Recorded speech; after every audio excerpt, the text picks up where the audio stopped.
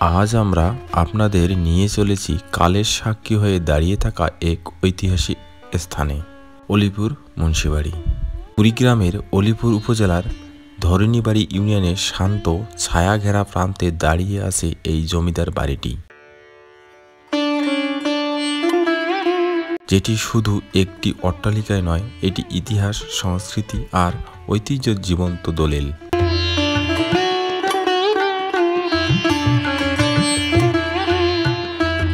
অলিপুর বাজার থেকে মাত্র 2 কিলোমিটার দূরেই প্রায় 39 একর জমি জুড়ে বিস্তৃত এই বিশাল বাড়িটি নির্মাণ হয়েছিল 18 শতকে।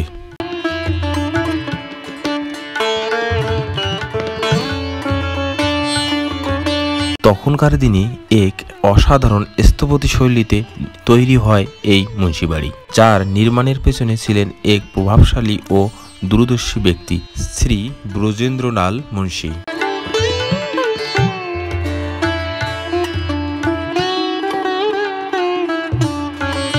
হ্যাঁ দর্শক, আমি যেদিন এখানে ঘুরতে এসেছিলাম সেই দিন দেখি সব গেট বন্ধ, অর্থাৎ এই মুন্সিবাড়িতে এখন আর কাউকেই ঢুকতে দেওয়া হয় না।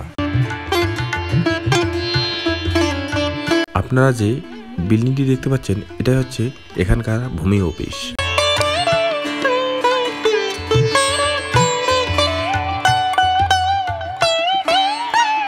এই বাড়িটি নির্মাণের পিছনে রয়েছে এক চমকপ্রদ কাহিনী। এখন আমি সেই কাহিনী তোমাদেরকে শোনাবো।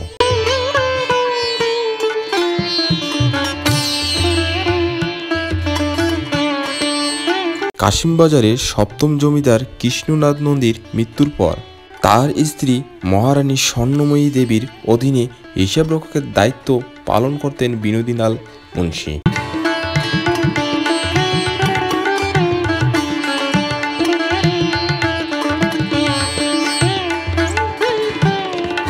একদিন শিকারে গিয়ে তিনি দেখতে পান একটি ব্যাঙ একটি সাপকে ধরে খাচ্ছে।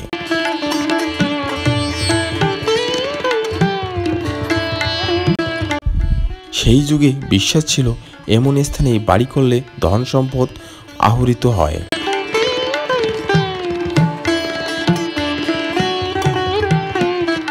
এই বিশ্বাস থেকেই মহারানীর অনুমতি নিয়ে এই জমিতে গড়ে তোলেন তিনি মুন্সিবাড়ি, যা পরে মুন্সিবাড়ি হিসেবেই এলা পরিচিত লাভ করে।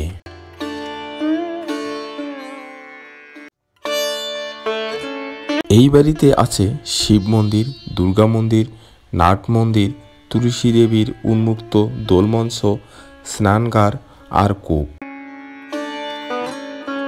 সব মিলিয়ে যেন এক ধর্মীয় সাংস্কৃতিক চৌকাঠ।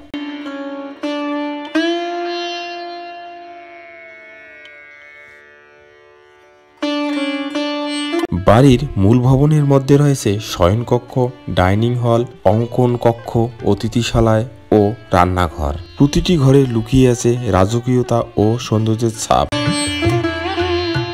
তবে দর্শক, আমি ভিতরে ঢুকতে পারিনি, আপনাদেরকে দেখাইতেও পারলাম না, তাই আমার মনের ভিতরে এক অজানা ক্ষোভ থেকেই গেল।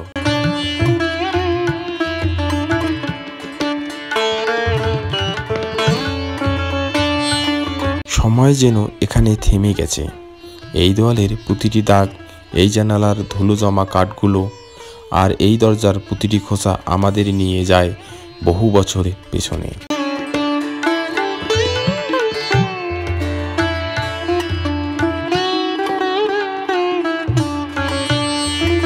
আমরা দাঁড়িয়ে আছি একটি 18 শতকের ভবনের সামনে। এটি হারিয়ে যাওয়া ইতিহাসের নীরব সাক্ষী, যা রাজকীয়তার ছাপ আজও চোখে পড়ে, যদিও বেশিরভাগ ধ্বংসের দিকে হেলে পড়েছে।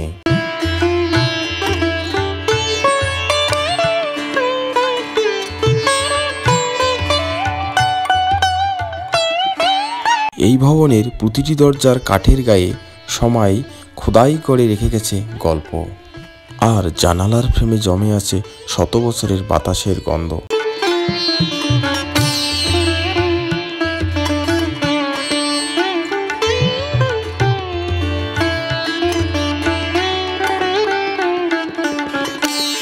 এক সময় এখানে হয়তো জামায়াত হতো রাজা জমিদারদের। হত বৈঠক, হত উৎসব।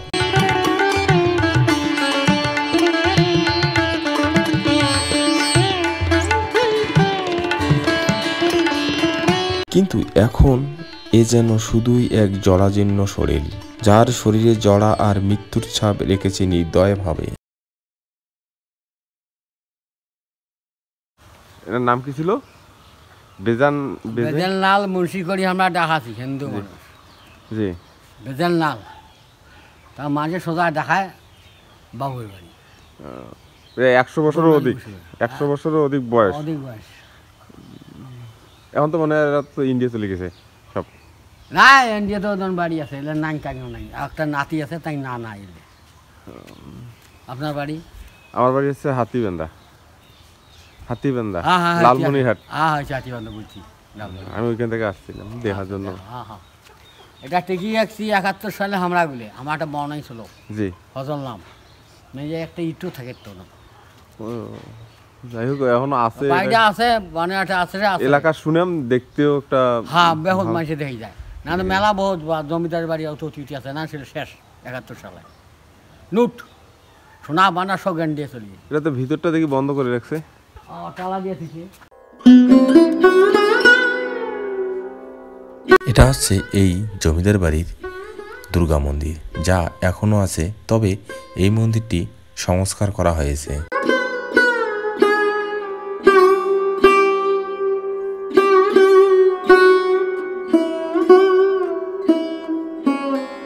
তবুও এই ভবন আমাদের কিছু বলতে চায়, আমাদের ভুলে যাওয়া অতীতের কথা, আমাদের হারানো ঐতিহ্যের কথা।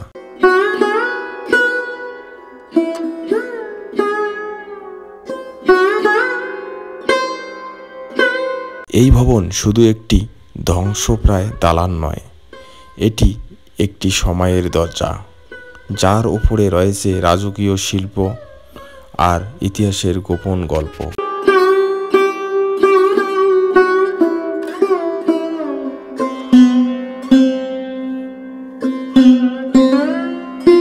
কালের আবর্তনে অনেক কিছুই পাল্টে গেছে।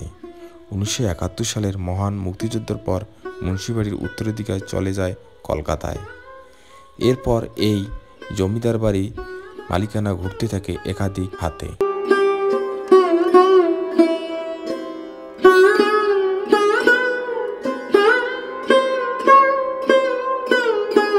বর্তমানে এই ঐতিহাসিক স্থাপনাটি বাংলাদেশ প্রত্নতত্ত্ব অধিদপ্তরের তত্ত্বাবধানে সংরক্ষিত আছে। ধ্বংসের দ্বারপ্রান্ত থেকে ফিরিয়ে এসে আজও দাঁড়িয়ে আছে অলিপুর মুন্সিবাড়ি, যেন আমাদের স্মরণ করিয়ে দিচ্ছে অতীতের ঐতিহ্য আর সংস্কৃতির গৌরবগাথা।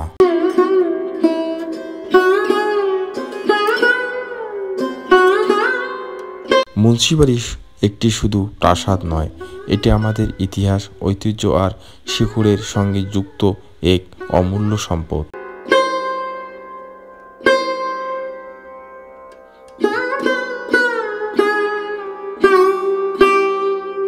আপনি যদি ইতিহাসপ্রেমী হন কিংবা স্থপত্য আর ঘুরতে ভালোবাসেন, তাহলে অবশ্যই একবার ঘুরে আসুন অলিপুর মুন্সিবাড়ি থেকে।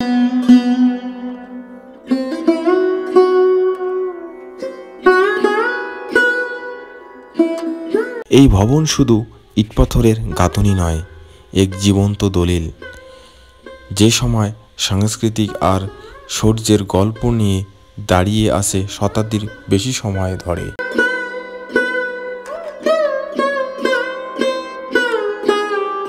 আপনিও যদি ভালোবাসেন ইতিহাসকে, যদি আপনার মনে হয় প্রতিটি ভাঙা দেওয়ালেও একটি গল্প আছে, তাহলে আমাদের সঙ্গেই থাকুন।